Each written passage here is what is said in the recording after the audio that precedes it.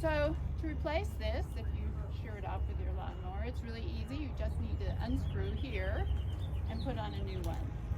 $2 instead of $45. Now these probably cost $5, but like I say, they probably charge you $100 to replace it.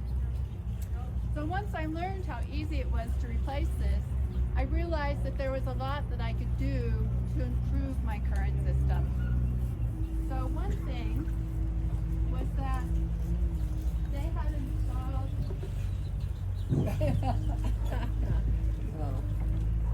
Yeah, it's working. Is it working? Can you hear me? Do I need the microphone? Yes, please. Okay. Okay. So they had installed in my flower beds. So these are the flowers.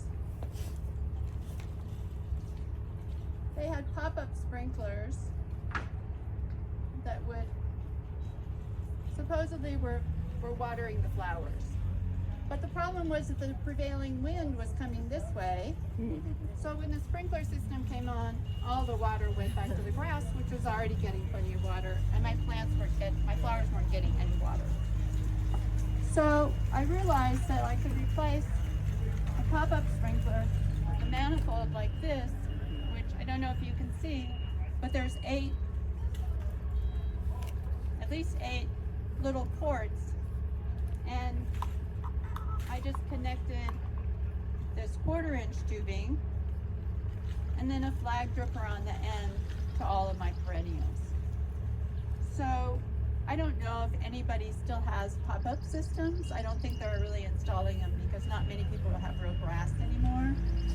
It always kind of surprises me when I go to Home Depot. They have racks and racks of pop-up sprinklers for grass lawns, but I never see any grass lawns in town. But just to know that if you live in an older home that has pop-up sprinklers and you're thinking about doing something more sustainable, it's really easy to convert from a traditional pop-up system to a drip system. And the reason you can do that is that what's happening under the ground is basically the same for a pop-up system and a drip system. Okay, so that's all I have to say about those types of systems, and the rest of the time I'll talk about drip irrigation, which is what I believe most of you have. So my next experience with irrigation was after I moved here. I'm a master gardener, and if you don't know, master gardeners have to do 50 hours of volunteer work to be certified, and I did mine at the Olivia White Hospice Home. And I mentioned somewhere along the way that I knew a little bit about drip irrigation or irrigation systems. I didn't really know that much, but apparently a little bit made me an expert. And the next thing I knew, I was in charge of all the drip irrigation in the garden. So what that entailed, number one was, so first of all, I have to say that we're really lucky at the Olivia White home that Joni Abbott, who used to own Foxglove Gardening or Foxglove Landscaping, also took the Master Gardener class, and for her volunteer hours, she installed the drip irrigation system at Olivia White.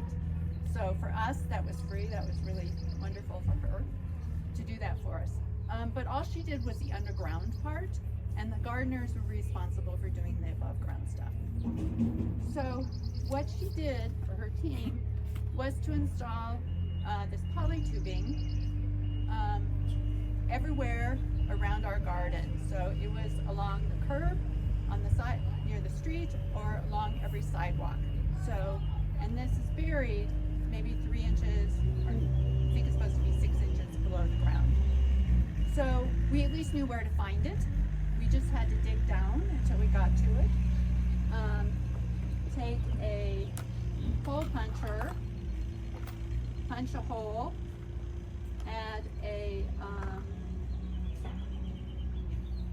sure I have one here, just a fitting, and then on the fitting we would do this 1/4-inch tubing, which some people call spaghetti tubing, and then at the end of that, a flag dripper to every plant. So this actually was done before I got there. Most of the above ground work was done by the gardeners before I got there. Joni just did the below ground stuff.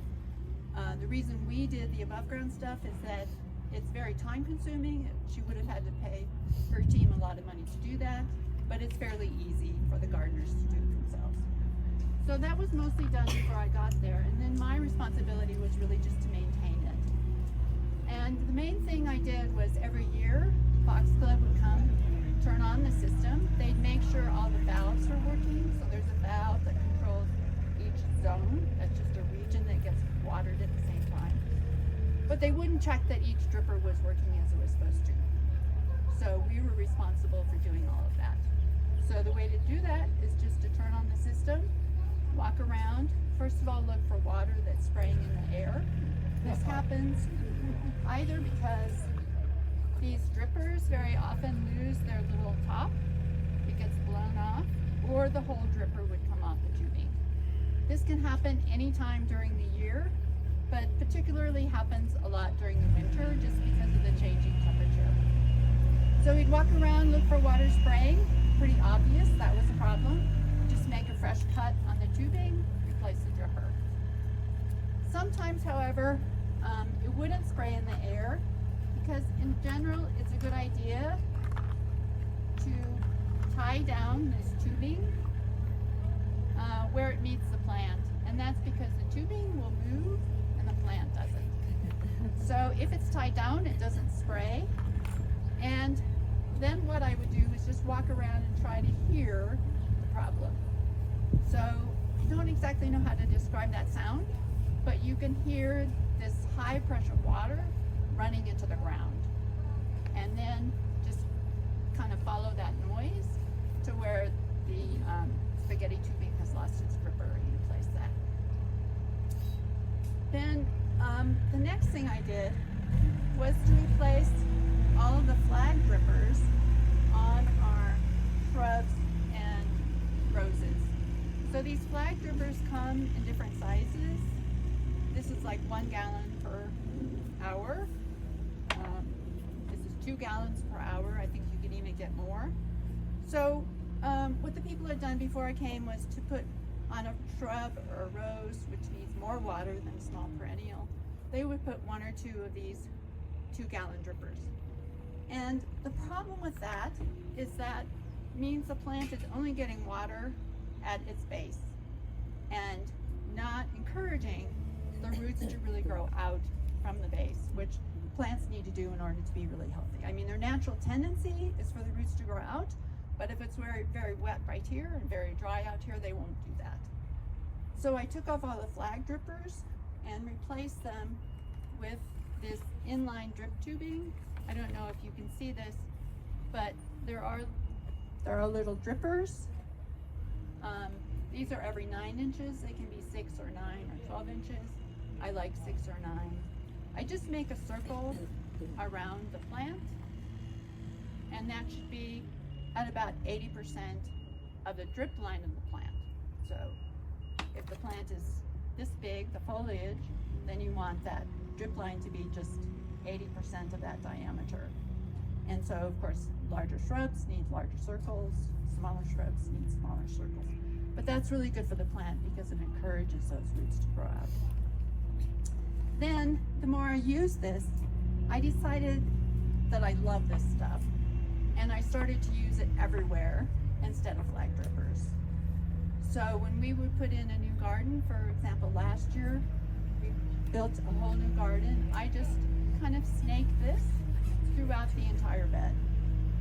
The other thing I like about this is that you can have a run of this type of tubing up to 16 feet, and the drippers are pressure compensated so that they will deliver that same amount of water over a 16-foot distance. This tubing, however, you shouldn't have a run longer than 18 inches with a dripper on the end. What happened at hospice is that we would have these, these foot or 18 inches leading to a dripper. Someone would put in a new plant near it, think, I don't want to have to dig down in that dirt, find that feeder line, so I'm just going to tee off this, put in a dripper over here, somebody else would come along, tee off again, put in another dripper. So we'd end up with 3 or 4 feet of this type of tubing with 3 or 4 drippers on it, and that doesn't work. These drippers are only designed to work at a certain pressure, and so all the plants might have been getting water, but they weren't getting the 1 gallon per hour they're supposed to get. What was the max length on that tubing? 18. This is 18, and this is 6. This is 18 inches. Right. This is 16 feet. Oh, wow. So it's a lot different. So I just run it through the garden. I use it for loops around the shrubs. I use it everywhere. This is just definitely the way to go. And what's that called? It's drip line tubing. Okay, thanks. Yeah. Do you like that better than the soaker line? So I did originally at my house, I used this soaker tubing. And same idea. So the soaker tubing is porous. The water just kind of comes out everywhere evenly. The problem with this, in my opinion, is that it doesn't last. So the dry air, the hot sun, the changing temperatures over the winter, it would split after 2 years. Whereas this stuff, I've had it, some of it we've had out, I can't remember when I first started using it, maybe at least 8 years, and I've never had any split. And it doesn't seem to get clogged. So I would say this is definitely the way to go. I used to have a lot of this. I started with this at my house. I took it all out and I replaced it with this stuff. So, to check my cheat sheet here.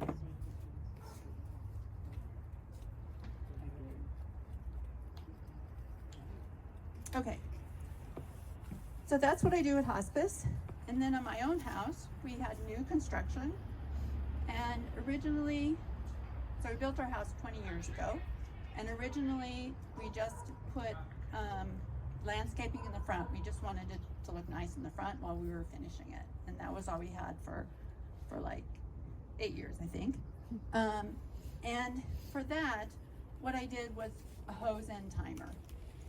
So you just need to hook a timer that you can set to run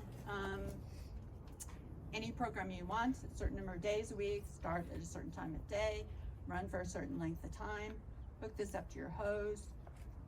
Pressure has to stay on the time, and it's shut on and off through the timer. Then you need to have connected to that a filter.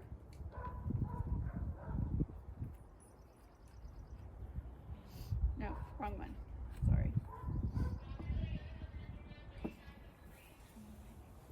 A filter, just to keep dirt and crud that might be in your line, because that will clog your drippers. And a backflow preventer. This is required by code. Actually, I think it goes the other way. I think it's backflow preventer.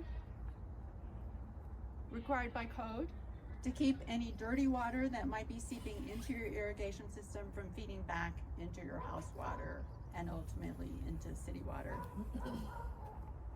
A filter to keep the crud from clogging your irrigation system. In case somebody is. And then some type of adapter, either what they call a compression fitting. These are the cheapest way to go. So you just have to somehow force this tubing into here. It takes quite a bit of work. It's easier on a hot day. People always want to use some oil or hair dryer to help it, but that's not a good way to do it. But anyway, if you get it in here, which is not easy, it's never coming out. So the good thing about these is nothing bad ever happens. What I prefer, because it's easier to work with, are these quick lock fittings.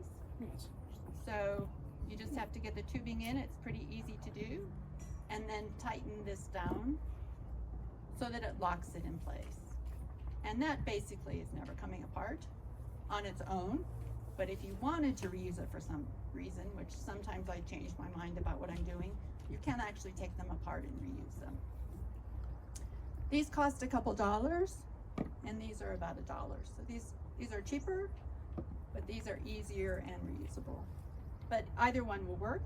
It's just a matter of getting from here into some type of poly tubing, usually 1/2 inch, to feed whatever you want to do in your yard. So I had 2 of these systems. So the timer is like $40 or $50. These bits are like $5 each. So the whole thing, maybe $60. The other thing we had on this end was a hose splitter so that we could still use our hose when we wanted to. So the pressure's always on for the timer, and then you can turn it on and off with this valve when you want to use your hose or not. Okay, so this system, as compared to building an in-ground system, I really liked. It was easy to do, it's easy to maintain, because everything's above ground. If you have a problem with a leakage or a hose split or anything, you can see immediately that something's gone wrong, and it's very easy to fix it because it's right there on the surface.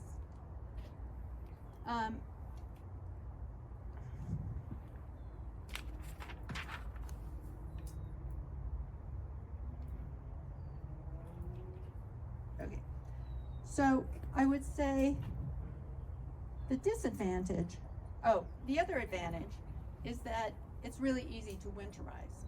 So as compared to an in-ground system that needs to be blown out, it's really important to make sure you get all the air out. For this, all you have to do is disconnect it from your hose. On the farthest end of your tubing, you should have something that you could take off to drain it so you can get all the water out before the winter. But other than that, just a few minutes and it's ready for winter. If you decided in the middle of the winter that you really wanted to water, it would be easy enough to hook it back up, water during the day. Just be sure to always disconnect it at night. If it goes below freezing, it would be a real problem. You know, the pressure's on. If it gets cold enough to freeze, that could crack the pipe in your house. So that's probably the worst thing that could happen if you left it on and it was freezing. So as we continue to build our irrigation system around the house, I originally just had 2 of these, one on one side of a front door, one on the other side. I didn't want hoses crossing the path to the front door. But as we continue to go around the house, I really wanted to just stick with this instead of doing an in-ground system. But it turned out that we couldn't really do that because of where the hose bibs were located in the backyard. So in one place, the hose bib was right on our back patio, and we had plants outside of that, so we couldn't really run a hose across the patio. Likewise, on another side of the house, we had a hose bib and then a walkway and then our raised beds for vegetable gardens, and we couldn't have a hose tripping everybody. So we eventually decided the way to go was to a complete in-ground system. And if you decide you want to do that, so my husband and I are do-it-yourselfers, definitely. Still, we felt that was kind of a big job for us and hesitated for a while, but in the end decided to go with it. So just want to talk about a few considerations before you jump into doing that.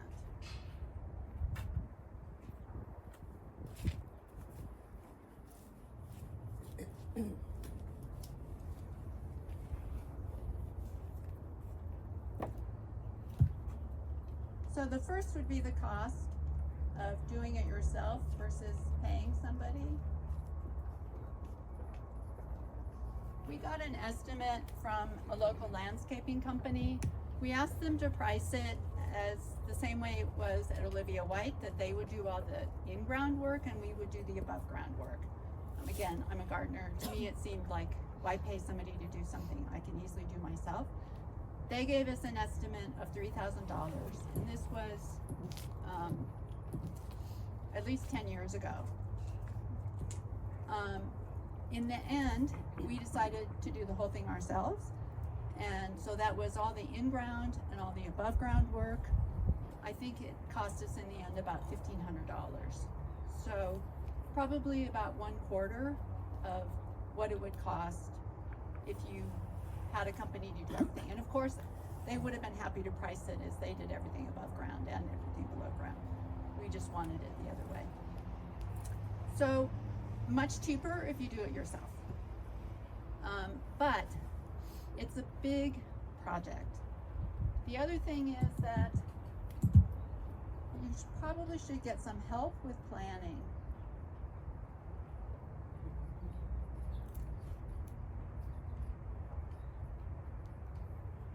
So you can't just go and put in pipe and put emitters wherever you want. There's actually a lot of calculations that go into it.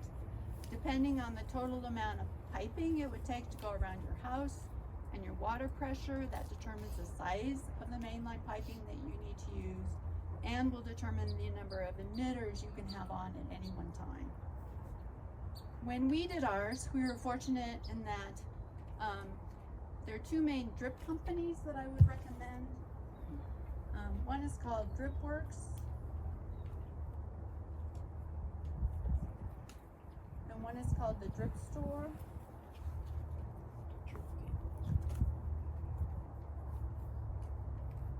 As well as the more traditional irrigation companies you might think of, like Toro and Orbit. All of these companies 10 years ago offered a service where if you sent them a detailed, drawn to scale diagram of your yard saying exactly what you wanted to water, exactly where, what your water pressure was, where impediments were like driveways and sidewalks, they would do a plan for you and tell you exactly how to design your irrigation system along with a list of everything you needed to implement that plan. So that is what we did. And that was great because we didn't have to do any of those calculations ourselves. Unfortunately, I looked earlier this week and none of those companies still offer that service. So I think if we hadn't had that, we probably wouldn't have done it because it's somewhat overwhelming to have to figure out where all your zones are and how many emitters you can have. But what the companies do offer are kits. So if you want a kit to convert a pop-up system to a drip system, if you want a kit for a hose end, if you want a kit to run off an in-ground system, they have lots of different kits. You could put multiple kits together to cover your whole yard. They also have a lot of videos you could look at that give very detailed explanations of how to do these measurements. And they have calculators where you can put in all of your numbers, the size of your yard, you can put in your diagram. Gives you a lot of that information, but it's not quite as easy as what we were able to get 10 years ago.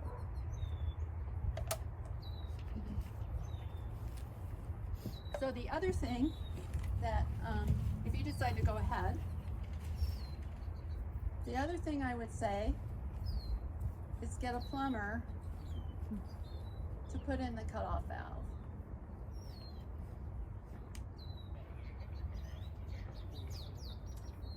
So the irrigation system, an outdoor in-ground irrigation system, has to be totally separate from the water that goes into your house, which means that somewhere along the main, the water main leading to your house, you have to cut into that and put a valve that can be turned off in the winter. That main line leading to your house is deeper than the frost line in Flagstaff, so it's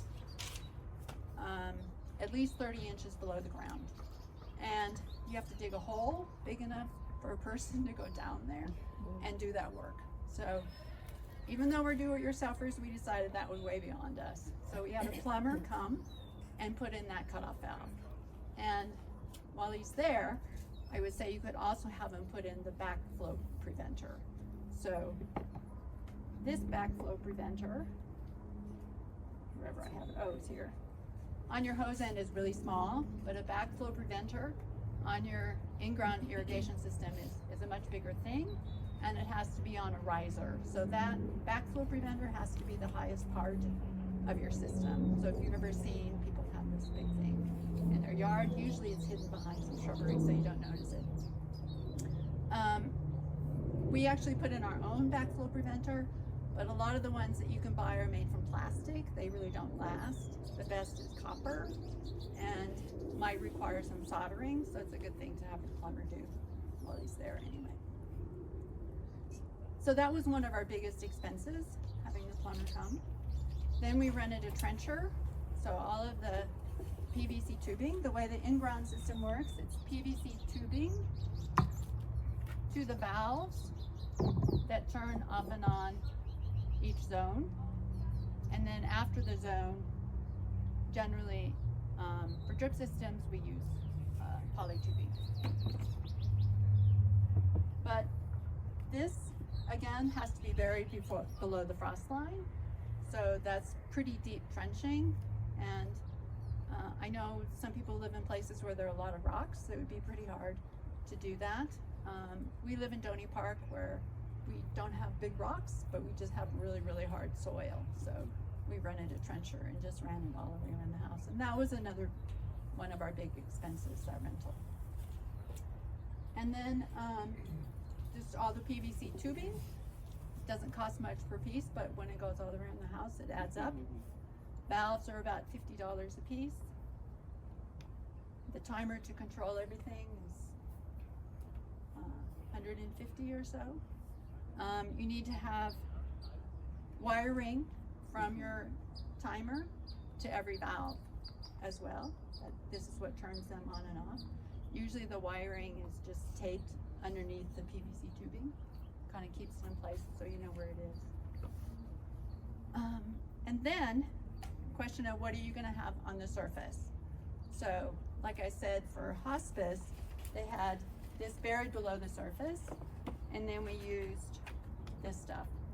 But what I used at my house, and what I really like, is basically a bigger version of this 1/4 inch tubing. This is 1/2 inch emitter tubing. So again, I don't know if you can see, but there are emitters, in this case, every 18 inches. So I have kind of a patchwork of this type of tubing throughout all of my gardens. So the idea is that if you have a garden,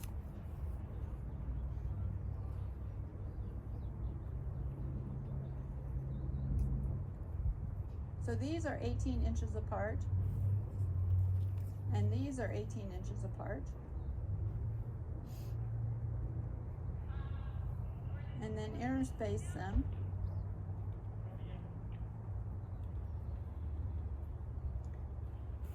Then the ground will be evenly wet, maybe not at the surface, but down farther where the roots are, there's even moisture throughout the garden bed. And the one thing this requires is a lot of fittings to connect it to, L's and T's. And again, I used this type of fitting just about everywhere because it's easy to work with. And these are $2 a piece, but when you have to buy a couple hundred of them, that kind of adds up.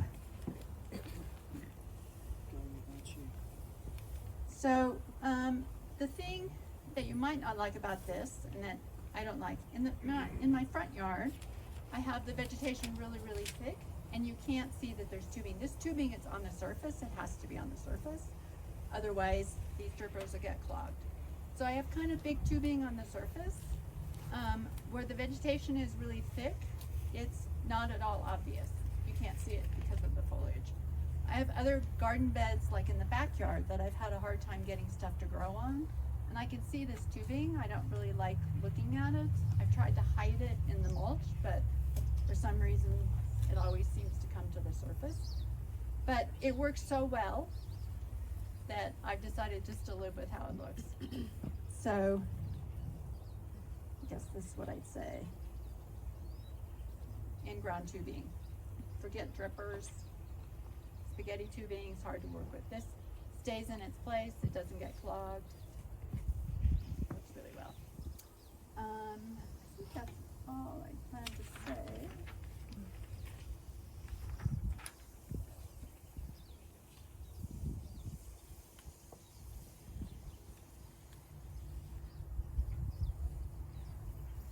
Right.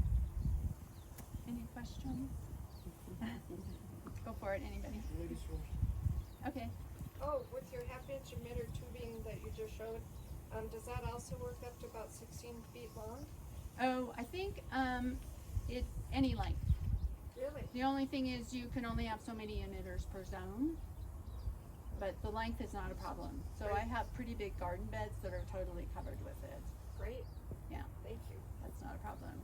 Another lady. So when you are in your planning stages, what is your process? Do you have to contact the city before you dig into the ground? And would that be your initial stage, and then you go on to like designing hydro zones? Yeah, so you do need to do the 811, before you dig in the ground anytime.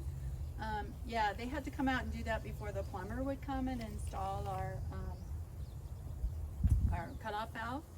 And then we actually knew that after that there was no chance of hitting it, but yeah, you do need to do that. Other than that, I don't think the city needs to know anything, although I don't live in the city, so I know Donny Park Water sends me something every year to ask about my irrigation system and my pressure vacuum breaker to make sure it's still working. I just tell them it is. They don't ever come look at it. What about pressures? I mean, are you going off the main pressure, or do you have a pressure regulator for this stuff? What's the max PSI that half-inch emitter tube you can use, you know? The half is up to 50. PSI? Yes. So in general, that's true for polytubing. I think it's generally at 50. So I don't know what your city water is, but in Donny Park, all the water to our house is 55. And at the street, by the Right. time it gets to our house, it's 50. So In the city, it varies extremely widely, is my experience living in the Old Town area. But your house should have a pressure regulator on it when it comes into your house. But your whole system has a pressure, it should have the pressure regulator on that, right? I mean, you put it on the tubing initially. so here, Yeah, yes. you put it on there. Yes. And it's definitely worth doing it. I've had things blow out without. Yeah. Yeah. So these generally take it down to 20. Yeah. But my in-ground system, there's no pressure regulator on my in-ground system.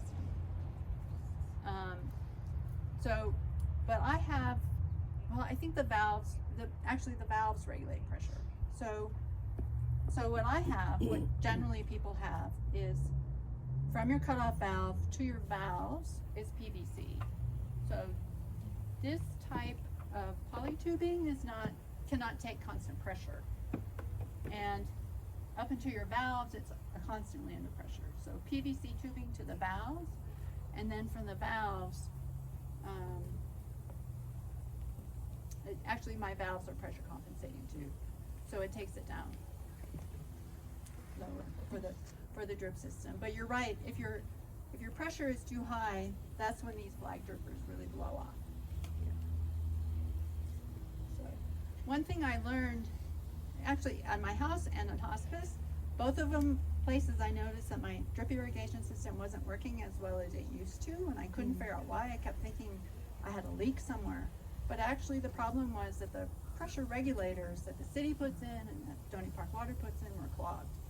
And after suffering for years, all we had to do was call them and tell them to come and clean it out and replace them. Yeah. So that was good. Yes? Could you speak a little bit more about the connect? If you have a drip system with flag emitters, but you want to go to the inline tubing, how you connect? Are you taking out all the 1/4-inch tubing that went to the flag emitters, and then just the whole thing put in the inline tubing, and where would you connect that? So, so the first thing I did, so we had shrubs, and we'd have, from the street, we'd have just the 1/4-inch tubing originally going to the base of the plant. What I did was just cut it off Oh. and then put a loop. Oh, So I okay. still had regular 1/4-inch tubing to the feeder line. Oh. When I started putting it in just in all the beds, I just went down to the buried tubing, which would be here, and just would snake it around like this. Just directly using, a straight connector. So a straight connector into here, and then this tubing on it. With the max length of 16 feet? With a did you max say? length of 16 feet, and then just a plug on the other end. So, you know, for a whole bed, I might have to have different 16-foot pieces with an end cap on each one. And that, to me, is the best way to go, really. Which is why we're kind of gradually replacing all the existing flag drippers with this stuff, and anytime we put in a new bed, we just use this stuff. And do you have a brand of inline tubing you prefer? No, you know, if I just need some, like I bought this last year at my house, I just buy what they have at Home Depot because it's easy and it's cheap. But at hospice, when we switched to this, I bought 1,000 feet, and that would have been expensive to buy. You know, it comes in a 100-foot bag from Home Depot. So I bought it from one of these drip companies. And when I did my system and I needed a whole bunch of these, it's cheaper from these. Actually, they don't have this at Home Depot. What they have are the Toro brand, which I don't know if you can see. They're quite a bit smaller to me. They don't seem to hold quite as well, but you know, it's easy to buy them at Home Depot. I generally wait till I need a whole bunch of stuff to buy from the online companies. But I have a catalog for one of them here, if you want to look at it. One of these companies, oh, this one's from California, DripWorks is from California, and the drip store's in Phoenix.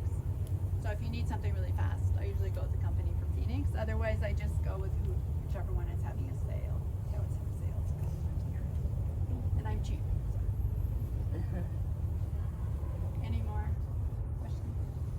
So in your garden, just go back to the garden. Right now, if your garden bed is at 120 square foot, how much tubing would you snake through there, and how would you stay sensitive to those in terms of placement based on what you do in terms of garden center? So, are you talking about this one? Yeah, just So for the half inch, this stuff, for this stuff, I just lay it out, however it kind of works. And then when I have new plants to put in, I tend to put them near an emitter. Because I think that kind of gives them a good start. Like I say, it's gonna give them the most water right where they're planted. Once the roots kind of grow out, they should get some even moisture. In some places where I've wanted, like maybe in front, I want to have a bunch of little plants, then I use this stuff just kind of as a feeder tubing and run some of this off it. So these emitters are 6 inches, these are only 18 inches. So So you can poke a hole in that. you and can run poke an a hole emitter in off this, of it. yes. Okay. And so I kind of combine these two. If I want to have a bunch of little plants like in the front of a rock bed, I would have these for the larger ones and then this for the smaller ones. But yeah, you can treat this just like a feeder tubing. And I think you also can buy this in with more closely spaced emitters. But when they did my garden plan, this is what they said to buy, so this is what I bought.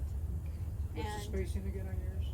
18, 18? which works well, you know, if you're doing penstemons or small perennials, you know, that's a good spacing to have those plants. It's just for some things you might want them closer. how do you know how far apart you should put them for your vegetables?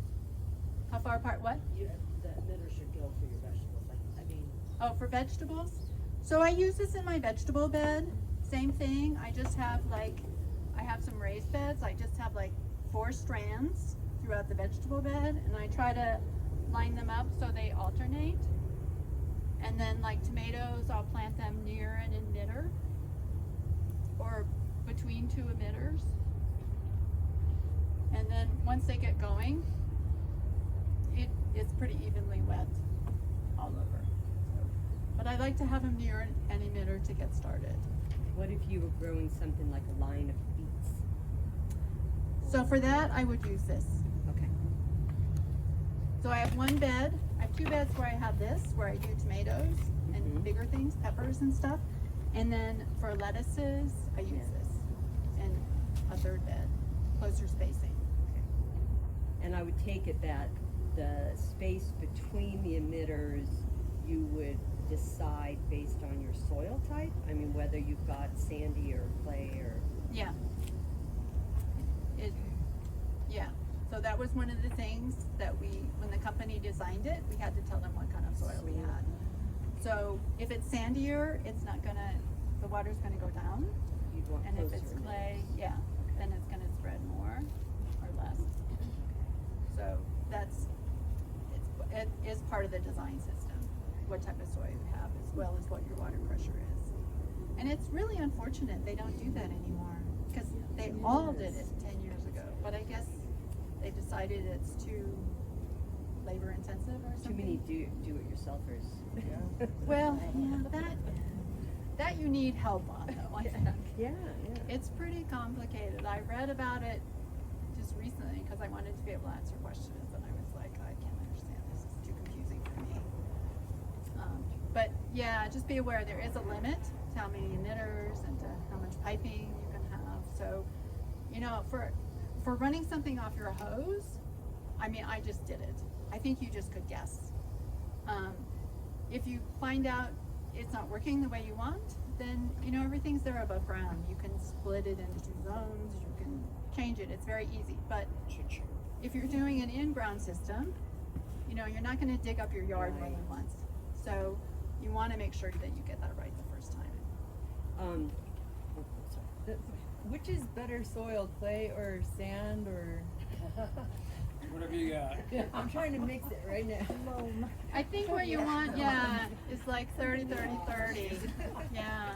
It changes the way you water it, right? Yeah. Like with clay, because it's denser and it holds more water, you want to water it for longer.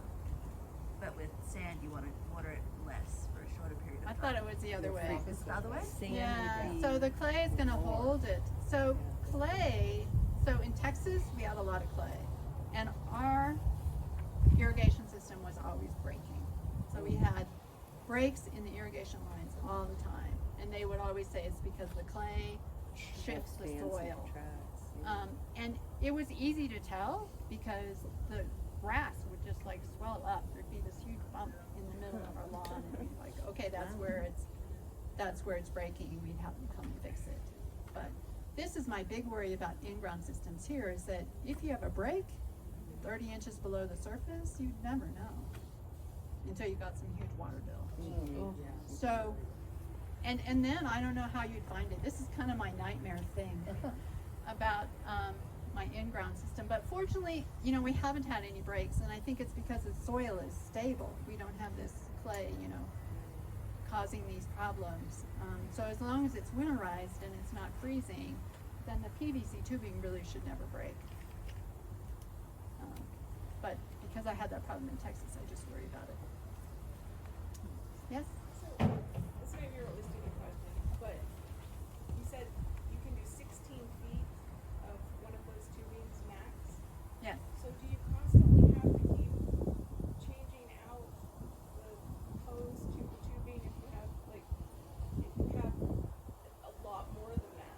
Like, No, what you do is, so you have some type of, this feeding your system, like here. So this would be running along your bed. You could take 16 feet, put an end cap, then you have to go back down to this and start over for 16 feet. but it can all be on one. It can all be on one, yeah. As long as the total number of emitters doesn't exceed what your water pressure allows. Again, that's where those calculations come in. But, so I have to say at hospice, I made all these changes. I never thought about the calculations. But I assumed that they did when they put it in, and they knew that we were going to be watering this whole area with flag drippers. And so this should be okay. And so far it has been. I guess if it wasn't, you'd notice your plants just weren't getting the kind of water that they should. And yeah, I don't know. How would you tell if you had it like too many on? Like, would it be that the plants closer to the connections were getting water and the ones further out were not? Yeah. So the water pressure decreases as you get farther from the source. So that's why this stuff is good because, you know, so at the beginning the pressure might be 30 psi. At the end, so it's good up to 2 psi. It's good from like 30 to 2. So the ones at the end might only be 2 if it's 16 feet. But this is designed to put the same amount of water from every dripper of our wide range of pressure. So. Zucchini and tomatoes, you need water versus the greens, you want to put fertilizer. Yeah. But it's also like, what do you have sun, what do you have wind? I mean, there's so many variables as well. Another thing to consider. Yeah. When you had that design service, how much did it cost you at the time? So the design service was free. Oh, interesting. Keywords was. Right. definitely. So they gave me a list, you know, like these are your zones and this is everything you need to buy, and of course all of the things they were suggesting were from that company.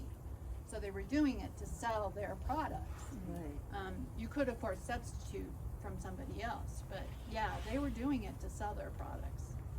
Yes? Hey, so we have Tony Park water also, and you were mentioning that the main regulator was dirty, and Yeah. therefore you were having low oil Low pressure. water pressure Mechanics, I'm sorry. Water pressure. in our house even. And what was it? What do you know what it was? The value was when it was low? Did they tell you?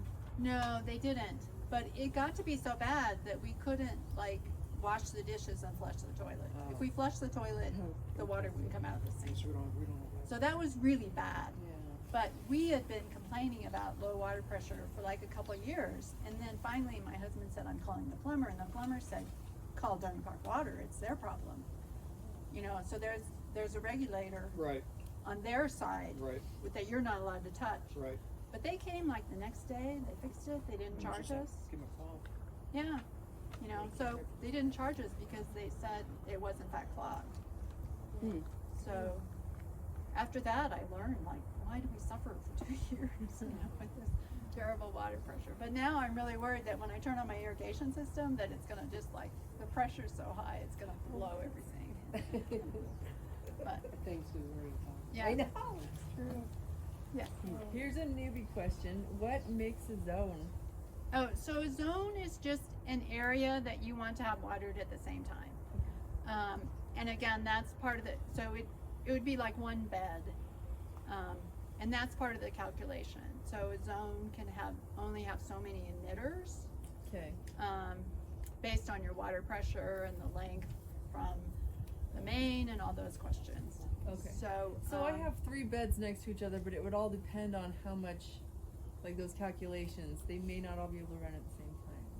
Chances are they do. yeah, it would depend how big they are. They're about 4 by 6 feet. They're raised. They should run on one zone. I have 3 raised beds that are 3 by 12, and they run in the same zone as a bunch of other stuff. No, I take that back. They're on their own zone. But that makes sense. Okay. Yeah, no, they should be okay. So you're using those valves to control your zones? And what are you using to control the valve? Not that timer. No. No, not that timer. What timer do you have for those? It's a timer in my house. It's in the garage, Oh, okay. and the wire comes out of the garage into the It goes- ground. And How many zones do you have at your place then? 9. Wow. So I have 3 valve boxes, 3 zones in each valve box. And you can buy timers based on how many zones you need, Yes. right? Yes. There's a lot of variability there with your Right. timers. So my timer can do 10. So at the hospice we have 2 timers because we have so many zones. Wow. But I don't know that any do more than 10 zones. But yeah, Yeah. you can have 2 timers. Yeah. And then, you know, once the timer starts, it goes from one zone to the next to the next to the next. So you just have to tell Right. it when to start. And then we just make sure that the timing on the two zones, on the two timers, doesn't overlap. Because you only want one zone to be on Right. at a time, right? Because they're counting that that's gonna be the only thing running. So the hose timers are really wonderful devices, but like in an older home, in a not new home, if your hose bib leaks, Yeah. because you have to leave the water on. Yeah, all the water time. has to be on. Yeah. So, yeah, maybe you just need a plumber to come out and replace that hose Yeah, bib. I've got a DIY husband. Oh. Yeah. You know, it's like the doesn't packing. garden. The packing needs to I be didn't either replaced. until. Poor guy. Yeah. But yeah, it's Yeah. they're pretty handy. Yeah, these are great. And honestly, in so many ways, I wish we could have just stuck with You know, this. with those above, I was on a thing called Drip Depot online thing. Yeah. And you can get like timers like that that'll do 4 zones. Yeah. Yeah. So you could just don't have to go underground and have all those other ones there. You could just do it off You that. just need a hose bib that doesn't leak. You need a hose bib that doesn't Yeah. leak, and then you need to be able, you know, to get around your house or whatever Right. without crossing your pathways. That was Right. that was only our problem, that we couldn't just stick with this. Is that we needed to be burying our hoses to get to all of the beds around the house, yeah. You know, it's cheap and it works. Yeah. And it's so much easier, yeah. Did you have a What question? about drip tape? You know, I don't really know very much about drip tape. I know that several years ago when I very first started, I helped Hattie put in drip tape at the bus stop garden by the office, and those are basically very low pressure. So she had very low pressure. Yeah. So she had it hooked up to a big carboy bladder, so it was basically just gravity. And I know they use it a lot in commercial operations, but again, I think maybe it's gravity or a pump or something. I think you know, if you hooked it up to your Donny Park water, it would probably blow it out. Unless you I just really- bought a kit with drip tape. And it Yeah. comes with a pressure reducer because you're Yeah, right. right. It can't handle the mains pressure. Yeah, it's got to be really low pressure. Yeah. But it's an inexpensive way to go compared to the other ways. So, Try it. yeah. Yeah, we're just gonna try one little section on that, because I think, based on what you were saying, that we have way too many emitters on one system to do with the zones. I think we have. Could be. We have areas where they don't water well and others that get too much. Yeah. But we use a lot of that porous stuff too. We do, we have, That doesn't pressure regulate. we does have it? a lot of the other stuff, the drip that what it emitters. We have a variety of things. Yeah. We've So, changed it through the you know, years. one thing you're not supposed to mix Oh, different things on one system. hey, That kind of messes it up. that's a problem then. But yeah, if you have stuff that's getting watered Whoops. and not getting watered, I Yeah. would just buy one of these timers that'll do multiple zones and split it, Okay. and just have them water. You And know, to split the consecutively. zone, do you need one of those? No, you need a timer that has. They have timers where Right. what comes out is like 4 ports, Okay, that's how and it then it'll do Wow, you know that's 1, better. 2, 3, Yeah. 4. So works. Yeah, that'd be a so lot that easier. works well if you can get there to, you know, from where your hose bib is to different Right. places. Yeah. So that one is meant for one zone? This just does one zone, One zone, got it. which for what I was using was all I needed. What time of day are you running your lines? I run them early in the morning. Well, I know I have to say it varies. So in the summer, I run them early in the morning, so they're done before it gets hot. When it's cold at night, then I have them start like at 9 in the morning. That makes sense. Yeah. So, you know, in the city, there are restrictions, right? Depending on the side of the street you're on, Yeah. and you have to water before 9 and after 5, which in the shoulder season is really hard. And odd numbers are Tuesday, Thursday, Saturday. Even numbers are Monday, Wednesday. Friday and Sunday is free for hand watering. I'm not sure if you're supposed to run systems at all on Sunday. I don't know what it currently is, but there are watering restrictions Don't in the tell 'em. city. Okay. Yeah. Yeah. So we have that problem in the hospice garden. We run one in the Because it's morning and one at night, Right. since we have the 2 timers. So like regulating it. So, yeah, and they both, I guess, actually those I think I don't change the time. They just run. Yeah, for all the people that don't water, Does it matter when you water? Yeah. It does for evaporation It's a rates. joke, but yeah, yes, okay. no, it all matters.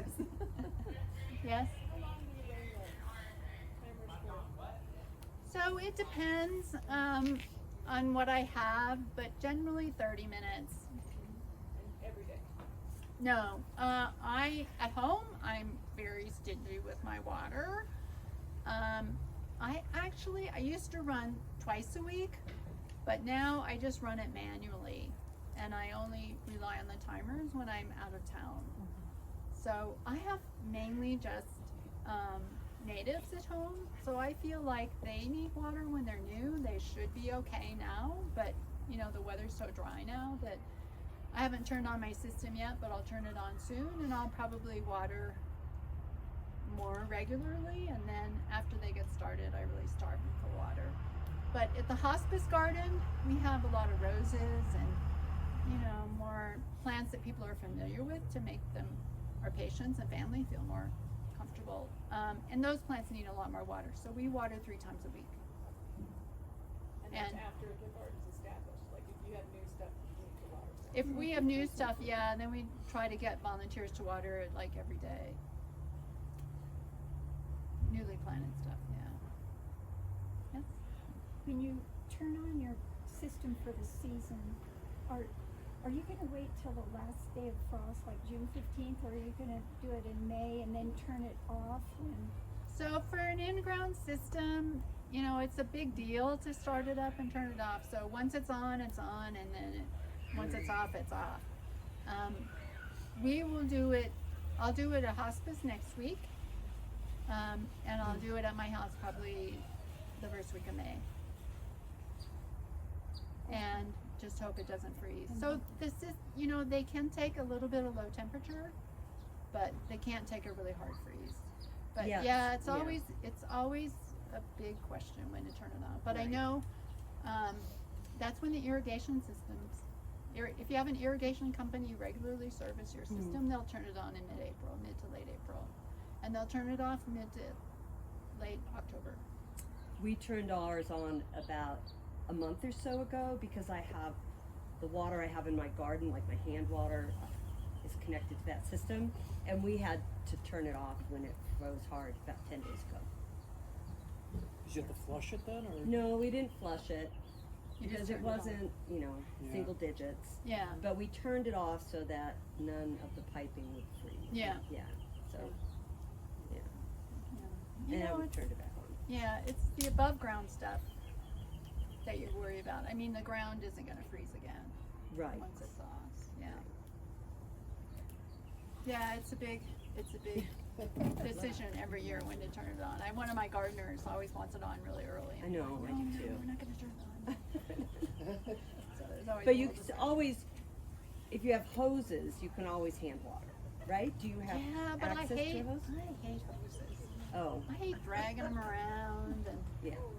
so no, I'm a really bad winter waterer. I'd have nicer yards if I watered in winter, but I never do. I hate doing it. So So you've got shrubs and raised beds. Do you have any other plants in your yard? Do you have like established trees or anything that you have to factor in? we have some gamble oaks and Nanking cherries. They don't get any different water. You know, they're in a bed. They're hardy. That have this. They're pretty hardy. Yeah, that's all. They don't really get anything extra. I mean, if I planted a new one, actually I did plant a new gamble oak to replace one that died, and I guess I put a ring around it. Just to make sure it got a lot of water when it was little. And the general rule of thumb for trees is if you put a new one, you need to water it consistently for about a year before you wean it off. Warners will say 3 years 3 years. Well, to get it established. So I little always less went each by the year. rule that you have to get it through the second monsoon. So I always plant at monsoon. That's the first one, and then it's supposed to get special care through the next monsoon. I mean, like I say, I would be in a lot better shape if I watered in the winter, which I never do. So things don't always survive for me. I'm a bad gardener, actually. But you're water wise, so But I am water wise, yes. Yeah. I starve my plants for water. How try to if you balance, planted you it know. in split, it would be fantastic. Okay, Thank we're you. just about out of time. Okay. Thank you very much. Good Yeah, talks, that thank was you very that much. was good. Thank you for